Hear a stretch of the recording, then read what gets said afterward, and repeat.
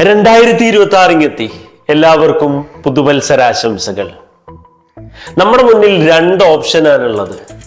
ഒന്ന്, കഴിഞ്ഞ വർഷത്തെ പോലെ മാറ്റങ്ങളില്ലാതെ ഈ വർഷത്തെയും വരവേൽക്കാം, അങ്ങനെ തുടർന്നങ്ങ് പോകാം.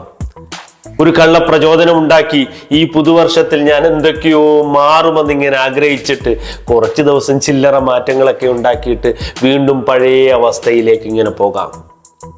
രണ്ടാമത്തേത്, സ്റ്റീഫൻ ഹോക്കിങ്സ് പറഞ്ഞതുപോലെ നമ്മുടെ ജീവിതം എത്ര പ്രയാസകരമാണെങ്കിലും എന്തെങ്കിലുമൊക്കെ ചെയ്യാനും ചിന്തിക്കാനും ജീവിക്കാനും പഠിക്കാനും പറ്റിയ ഒരുപാട് കാര്യങ്ങൾ നമ്മുടെ ജീവിതത്തിലുണ്ടാകും. പുതുവർഷത്തെ വരവേൽക്കുമ്പോൾ നമ്മൾ എപ്പോഴും ചിന്തിക്കേണ്ടത് കഴിഞ്ഞ വർഷങ്ങളിൽ ആയിരുന്ന ഞാനല്ല, പുതിയ മാറ്റങ്ങൾ, എന്നെക്കുറിച്ച് പഠിക്കാൻ ഒരുപാടുണ്ട്. Study your self is A better science. നമ്മളുടെ കഴിവുകളെ കുറിച്ച് പഠിക്കുക. ഇനിയും കൂടുതൽ കാര്യങ്ങൾ നമുക്ക് പഠിക്കാനുണ്ട്, ചെയ്യാനുണ്ട്.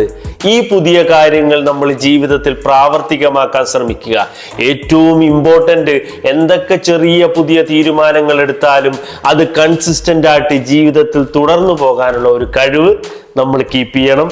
അങ്ങനെ കഴിയട്ടെ എന്ന് ആശംസിക്കുന്നു. എല്ലാവർക്കും ഒരിക്കൽ കൂടി പുതുവത്സരാശംസകൾ നേർന്നു.